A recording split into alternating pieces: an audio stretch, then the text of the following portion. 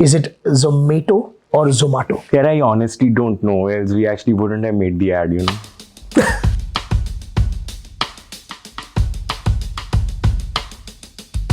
What else are you fond of outside of food? You dance for sure. Everybody knows that. Terribly I dance. I tried my best on that show, huh?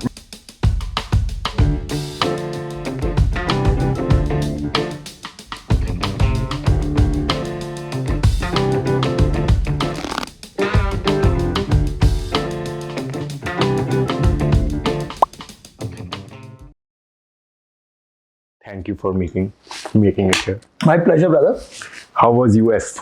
You opened a new restaurant in the US. Yes. Very exciting. It's been my dream. Yeah, first one in the US. First one in the US. Seattle area. Seattle's nice. In a nice city called Bellevue. So, and you opened Farzi Cafe. Farzi Cafe. And how did the launch go?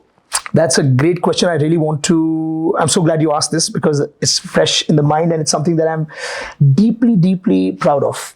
At that time, when I was this 2001 through 3, I was in Boston doing my MBA. I decided I have to open my restaurants here. Obviously, it's taken 20 years.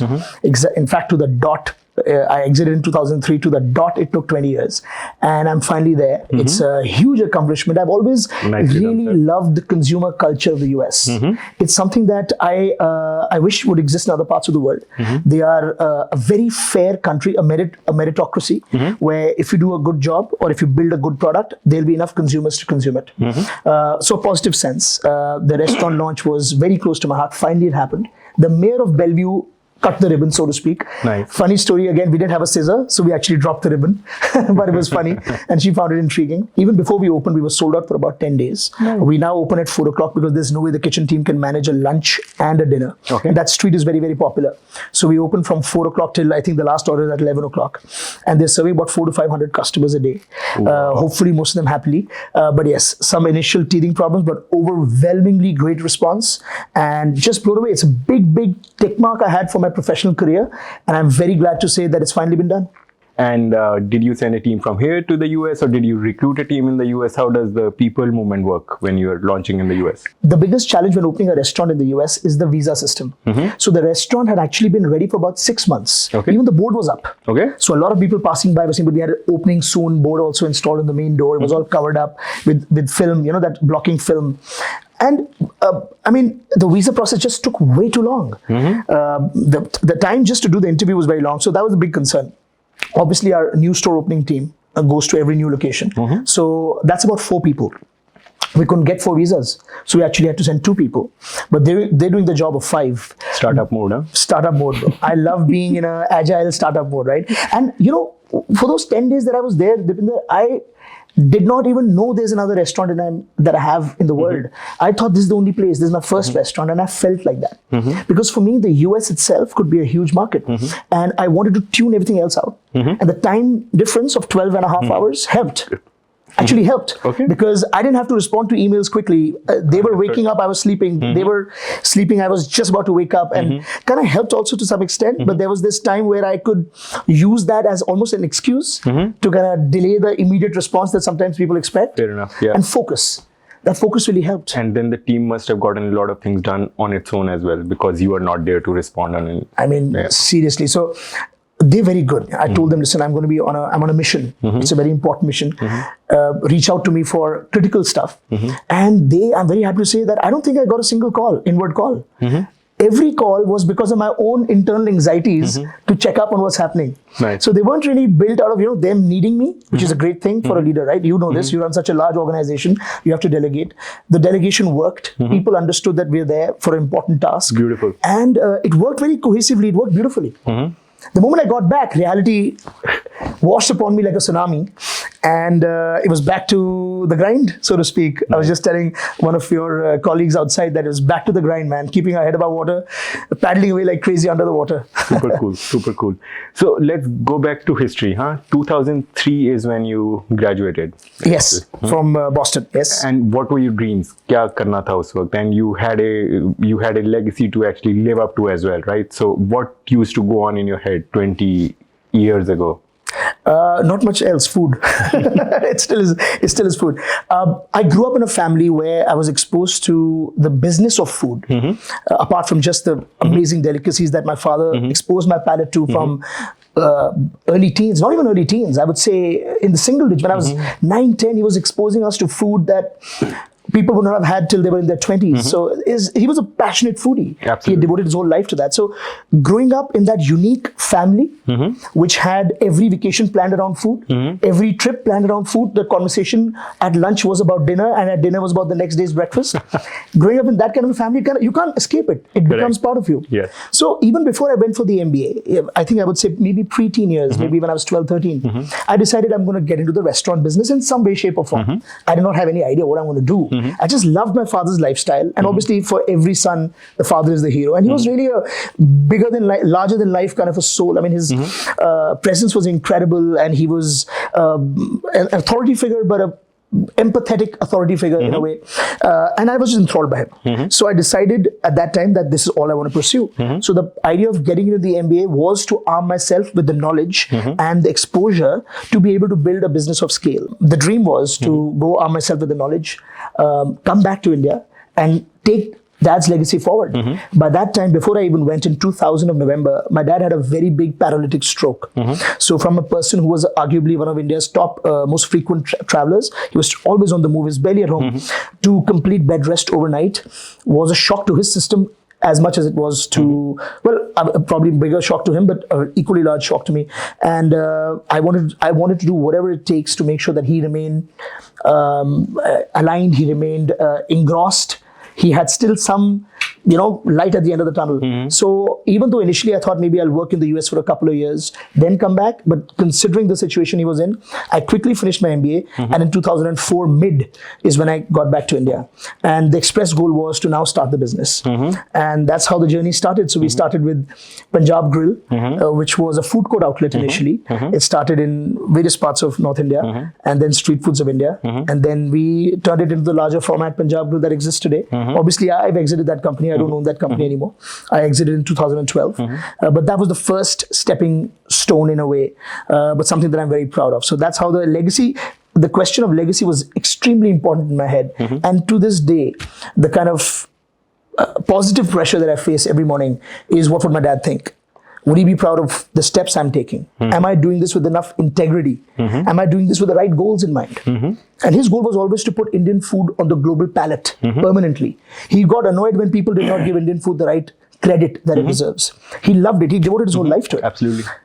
Somehow, through familial environment and through maybe DNA passing on, I have retained that sense of responsibility towards our great cuisine. And I think Indian food will be one of the greatest cuisines in the world. In any city you go to in 10 years' time, an Indian restaurant will be part of your top 3 culinary dining choices, and the cuisine itself will be top of mind recall for most human beings on earth in all major cities of the world within 10 years. Nice. So that's the goal that you're trying to chase right now. That's globalize the Indian That's cuisine. the underlying principle that gets us out of bed every morning. Very cool. What needs to be done for us to get there?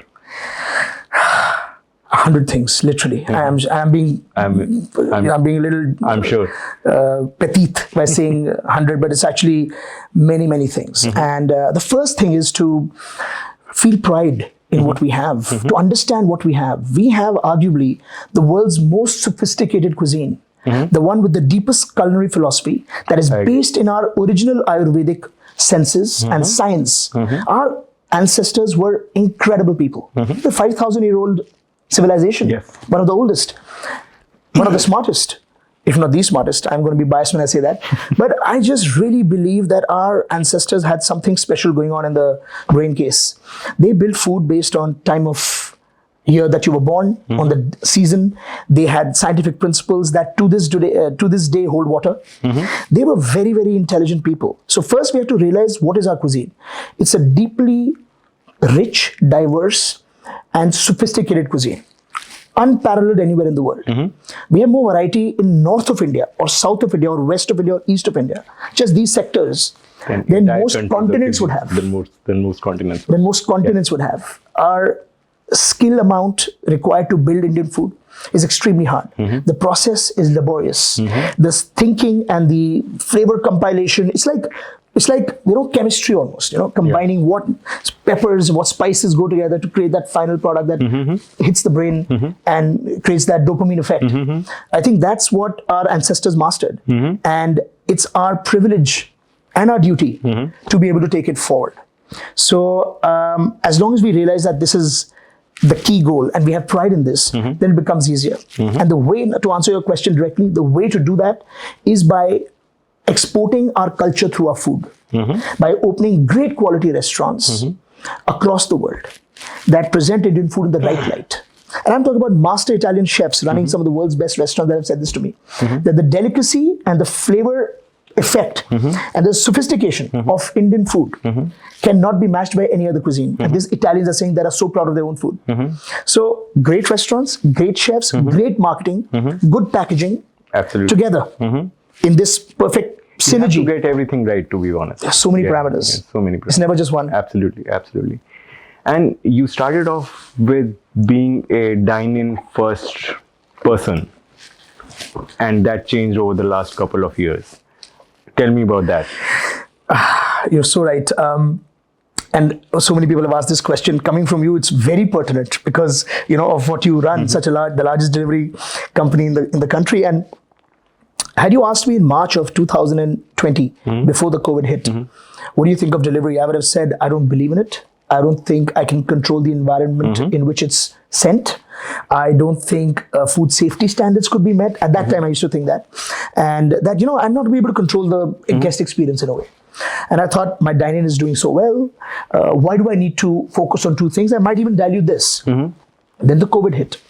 Everything came to a standstill.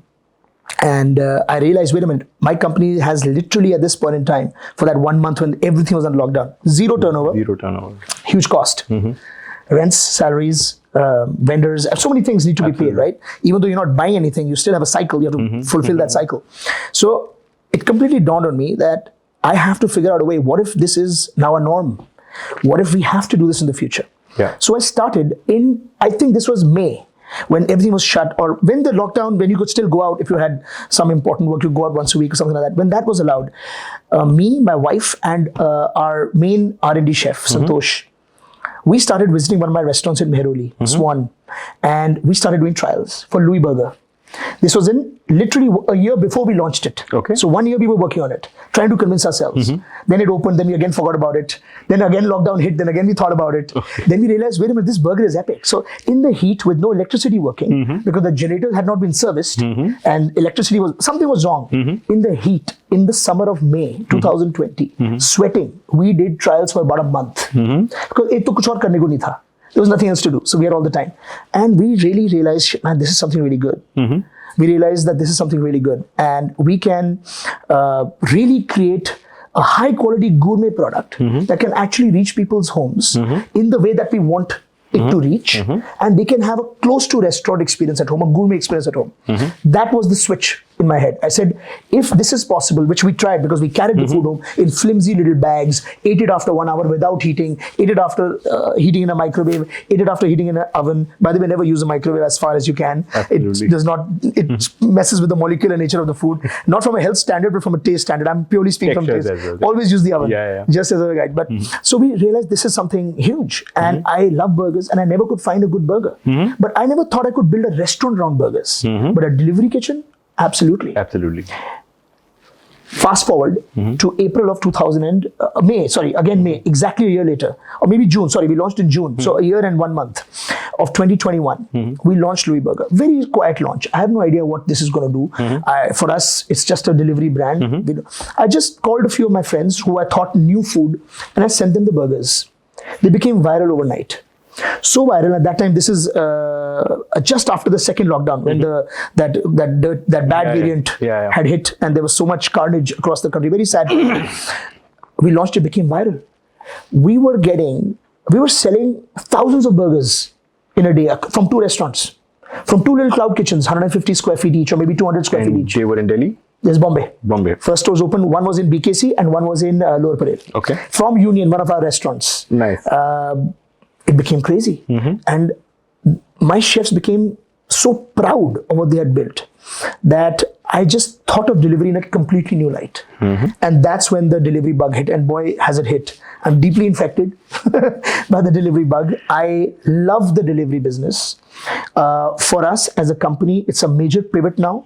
We're never going to stop doing offline. We love offline. That's in our DNA. We love doing that. Good restaurants. You're so good at it. Why would you stop doing it? We like doing it, right? We just enjoy it. It's just a happiness for us. But delivery is just the fact that I can actually fulfill my desire of producing the product that I want to eat myself and serve it to the customers, along with the scale that it can get. And thanks to you guys, the system that you've built across hundreds of cities across the country, I have an unlimited potential. All I have to do is open in a city where Zomato exists, and I can open 4 or 5 kitchens with minimal investment, and I can serve an entirely new demographic, which I perhaps would not have chosen to through a dine-in restaurant because of the investment involved.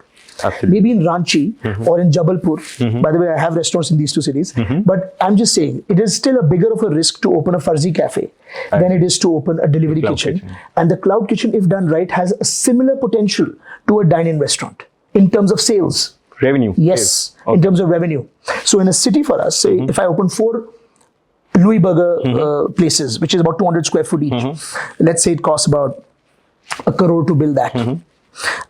You can do as much as 1 crore a month in turnover. So your asset turnover rate is 12x, which is not possible in a restaurant. You cannot do the turnover in a restaurant per month that you spent on building it. So that's one thing. Absolutely. Risks are lower. I don't have to deal with the logistics thanks to the delivery platforms. And overall, it's just the scale of it. The fact that India is getting very consumption friendly and very convenience friendly. The convenience of not having to go out is a fact of real life. So either you can keep fighting it or you can join it. I chose to join it. And now I'm so glad. I'm glad you did. I'm very happy to be, on this journey of delivery, and I intend to. So delivery for us, very clearly, occupies now a majority of my time, my personal bandwidth, and that of my core team. So the offline business is obviously, like I said, will always be top of mind for us. It will always be something that we will love. We will always continue growing our restaurants around the world. Within India, we love doing that. That never stop.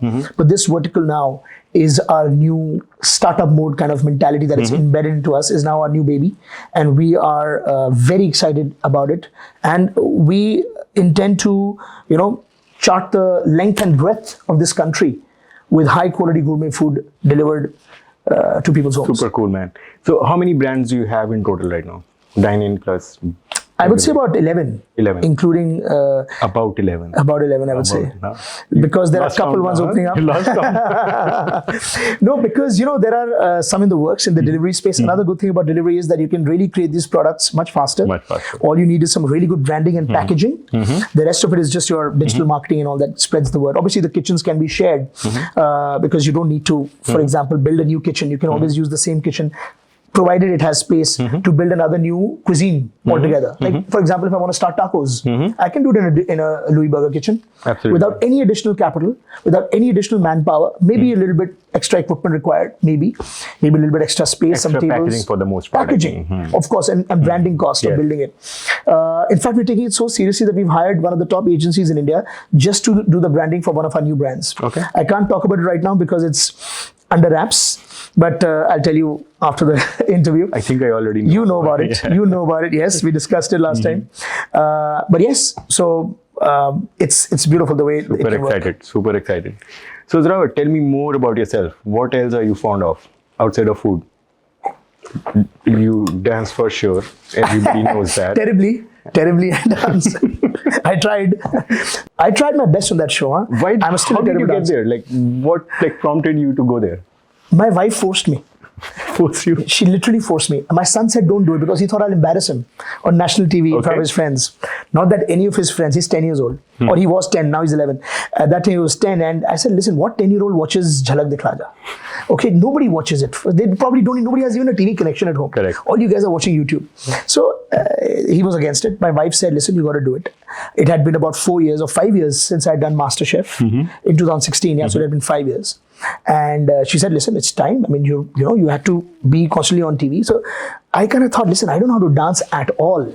The only times I've danced publicly is for friends संगीत ceremonies. वो भी 2 दोस्त थे, वो भी उन्होंने जबरदस्ती कराया. They literally had to pull the whip on me. दोस्ती वाला, And you know, went on TV. blackmail, That's emotional blackmail. super brave, man. Right? That's super brave. I did it over there, and I was not good at it. I was really not good. But I have this good virtue or perk that I have when I was doing my character building, RPG style, that if there is a challenge and if there is pressure, I tend to perform better. If there is no pressure, then I'll probably not do as good a job. That's the mentality that I have had as a kid. So I thought I'll be able to pull it off. Very first day of practice, I injured myself very badly. And the entire show, I didn't show it. I didn't even say it because I don't want to make excuses. My right knee was completely like unusable. So a lot of the times I couldn't do squats, a lot of the lifts that I had to do, and the ladies are not that light, okay? No matter what they look like, they're not. You have to do lifts to a fully grown human being. It's not easy. It requires your knee, it requires your back. Warm up used to take 2 hours a day. But anyway, I did it just because it was a challenge. And I also wanted, in some way, shape or form, to prove to my kids, but also to a larger demographic perhaps, that sometimes it's good to come out of your comfort zone and do something and take up a challenge that perhaps you would have never in your wildest dreams approached also, and try and give it your best shot. And that's all I did, and I survived half the show. So I wouldn't something have been worked. able to do that, man. That was super. I think you would. I think you were very fit. Brave of you. You might have been super able to- brave of you to do that. Very cool. It took courage. I took courage. to on national TV when knowing that people will laugh at you. Some people might laugh at you, but I didn't even. That thought somehow didn't come in my head till after the show. So I didn't think of it. It's better to not think of the negatives. There are always 1,000 reasons to not do something, and really one good reason to do it. And it's important to latch on to that one reason. And I also know that you're a super geek. I am a big time geek. You know this. You've been an AOE champion. You've been an Age of Empires champion. We've had this discussion over a wonderful conversation we had earlier. And you build your own PCs and like you do everything on your own. I love doing that. You know, I don't get much time to. I'm a complete geek. But the good thing with me is that I also play sports. So I'm like a geek and jock combination. I like doing both. I like racing cars also, which I'll talk about after this. But the PC thing is my current, I'm obsessed with it. So if you see my history of YouTube, every single video is on either building a PC or on optimizing a PC or on hardware or parts or gaming performance improvement or benchmarking.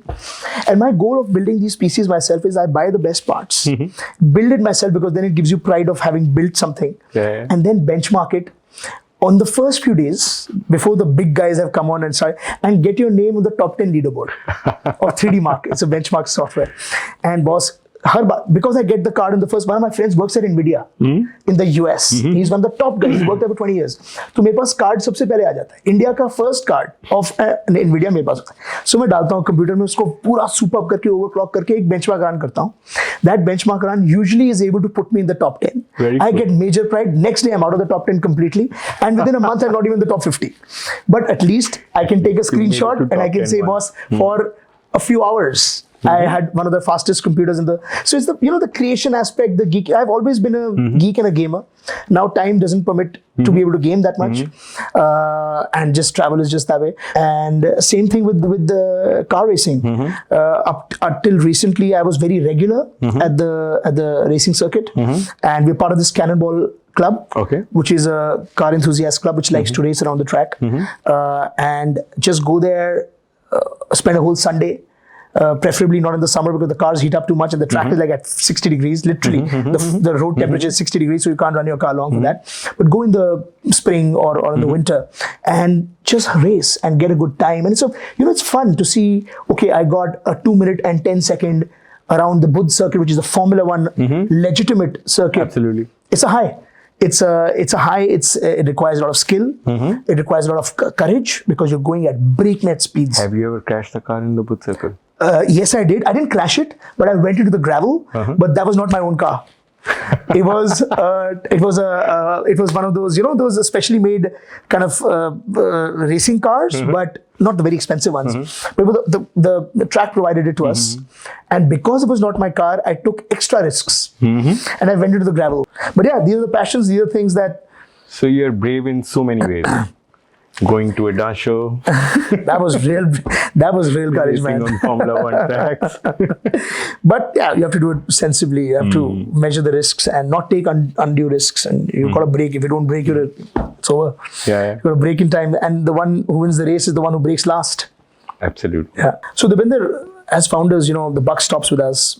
It's our credit or blame at the end of the day. And you built a company of such a magnanimous size, a company that is so vast and huge and a part of the Indian subculture now. How do you manage the highest of highs and the lowest of lows? I think I manage the highs thinking that they're not going to last. They're going to be over very, very soon. And I'm going to hit a low super soon. And I think I get into action when I'm in my lows. As you said that you work under pressure, right? So I think also the same. So when I'm in my lows, I exert a lot of pressure on myself to come out of it. And I think my best work happens when I am feeling low. So I almost look forward to feeling low sometimes. I can mirror that thought. I can actually think that, because I think sometimes without lack of pressure, you don't feel the urgency or the and see you're need. also like you're also fond of a lot of things, gaming, this, that, etc. So when you're doing really well, you spread your time on multiple things, right? Yes, that's correct. But when you're feeling low at work, you're like screw everything else. I'm going to just fix this. Just work. So I think those are the phases which I go through, like just work and everything at the same time, including work at those times. And then I would have phases where it's just work 16 hours a day, 7 days a week. I continue that for 3-4 months. Then I would sort of lead a slightly balanced life for a couple of months. Those are the highs, but the highs never last, man. Survival is the only goal. Is the only goal. Yeah. And if you actually survive long enough, you will win. Yeah. Until you start just losing keep plugging again. away. Until you start losing again. So if it's all smooth, then it gets boring. Coming up with problems to solve is also fun. Inventing problems. Real ones. But hopefully we get the opportunity, in your case, obviously at a much larger scale, to solve problems that can perhaps solve a genuine issue that exists in the market. In our case, I consider myself to be the entertainment business. But you also guys provide also a lot of things like, really important stuff like your Blinkit and your other things are providing literally services that are genuinely value adding to a nation. So from that perspective, I think that's a very good thing that you guys are doing. Where do you see delivery headed? And from a scale perspective, we are much smaller than, say, a Chinese market or the American market. How soon do you think we can catch up, or can we? Yeah, I think the frequency at which Indians order food is very low compared to the US, China, Europe, and anywhere in the world. And I think there's maybe 10 to 20x growth over the next decade sometime. Now, when it happens, I don't know, right? It might happen next year or the year after that, but it will happen over a long-termish period. And see, I think growth in India comes in waves. It doesn't happen every year on a regular basis. So I think we'll see huge waves of growth at some point in time, 3 or 4 times over the next decade. What will actually trigger those spurts of growth, we don't know, right? But we have to be prepared to tap into them when they happen. And that's what all of us are working for.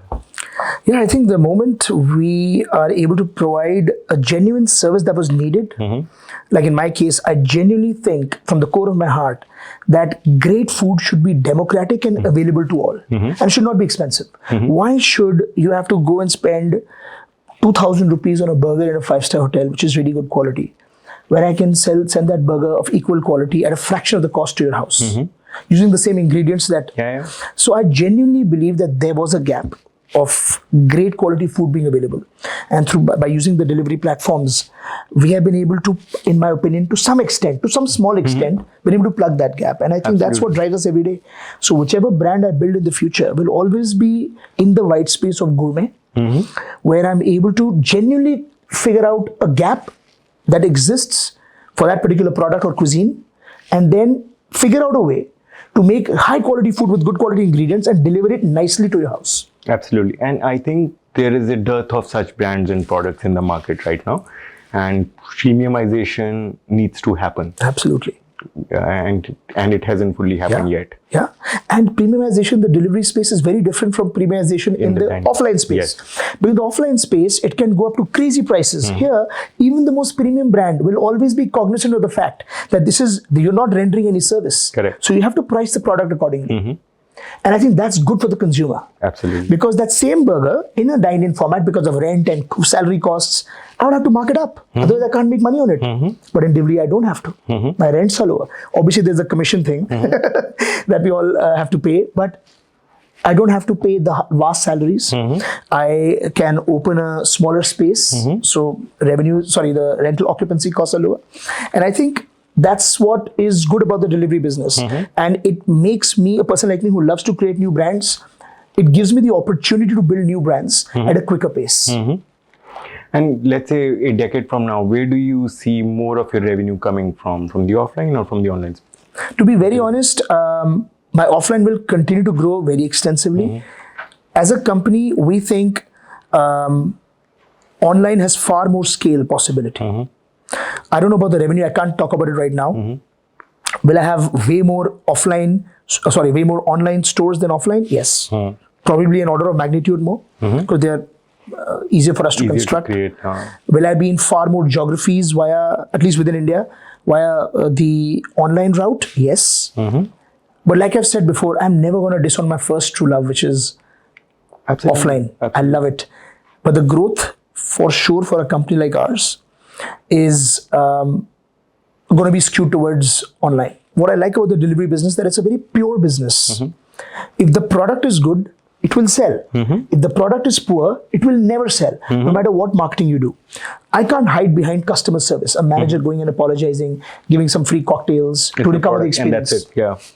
There's no beautiful restaurant or ambience or other things to hide behind. There's no facade. You are there.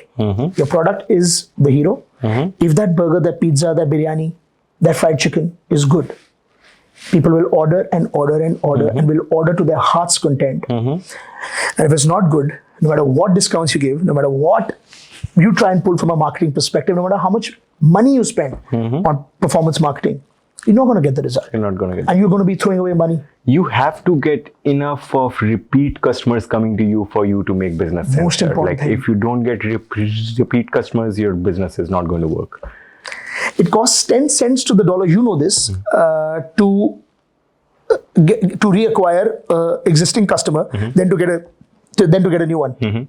So it's 10x cost to get a new one. Yeah. And only 10% of that to retain or reacquire an existing one. An existing customer. So that's where the whole cycle starts to work. And if you are always going to be looking at new users, your business is never going to make sense. The marketing costs are going to be through the roof. It's just acquisition cost, CACs, the consumer acquisition cost for us, Touchwood, is amongst the lowest.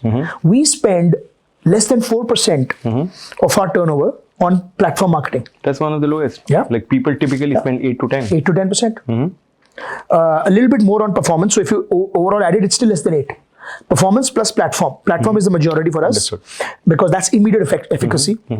We also do on performance marketing. Combined also is less than 8. Whereas other people, and the customer and our repeat rates, which obviously we get data from the platforms, is very, very high. And that's what keeps me happy. It makes, when I see that number. I tell you that you're one of the highest repeat rates ever we have seen on the platform. Oh, wow. Wow, that's Touchwood. That's so good to know. I did not know that. Coming from you, it means the world. Well, that's really good because there's the real data coming in. Wow, that's heartening. You have no idea how happy I'm feeling inside to hear you say this. So Deepinder, one of the things I've heard from colleagues of yours is that you're the first guy to enter the office every morning. And everybody has said that that's a good thing. How do you think that helps? I think I have to lead by example here and demonstrate to everybody that the work that we do really matters above all else. And I think the biggest thing I can do to pass on that culture is to be the first person in office every day.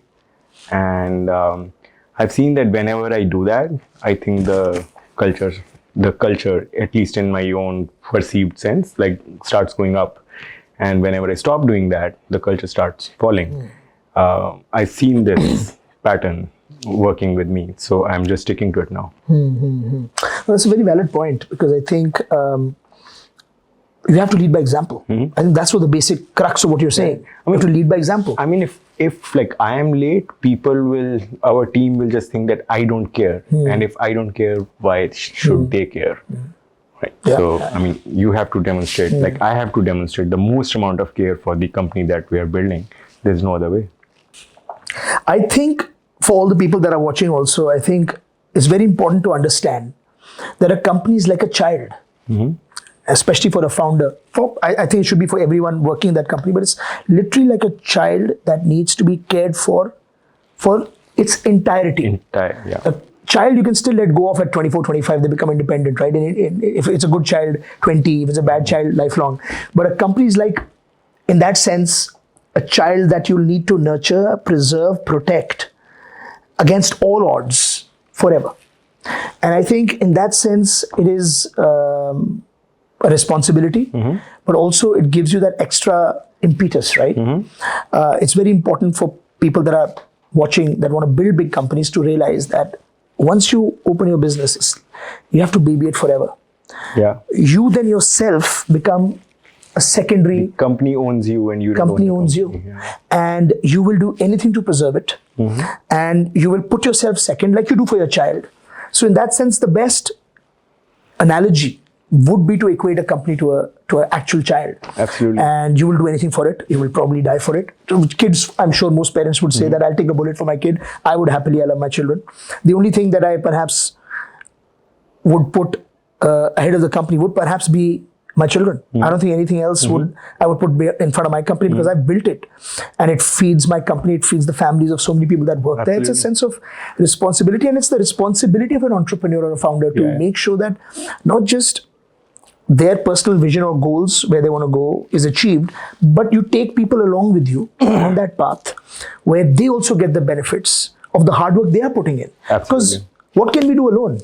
Zilch, nothing. Absolutely. If I show up to my restaurant tomorrow morning, any one of them, the smallest one, and I expect to be able to take the order, cook the food and serve it, there's no chance. No chance. Even the light will not come on probably. I won't know how to fix the light. To pull anything off here. You need the best team to pull anything off. And in our business, teams are even more important than perhaps tech, where you rely on a few brilliant people to make a software. Once that is launched, fine.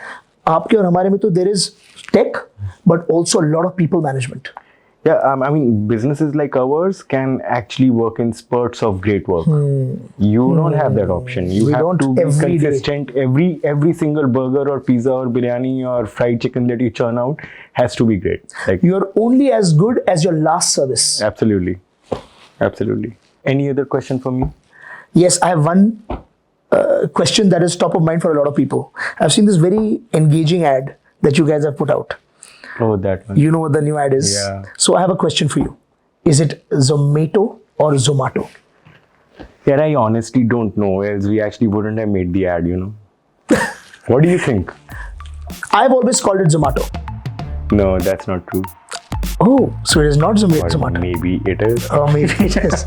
I don't know the answer definitely to that question. Yeah, I found it very. There's no right or wrong. There's no right or wrong. You can call it what you want. It's yours, right? As long as you order from us, it's totally cool. Yeah.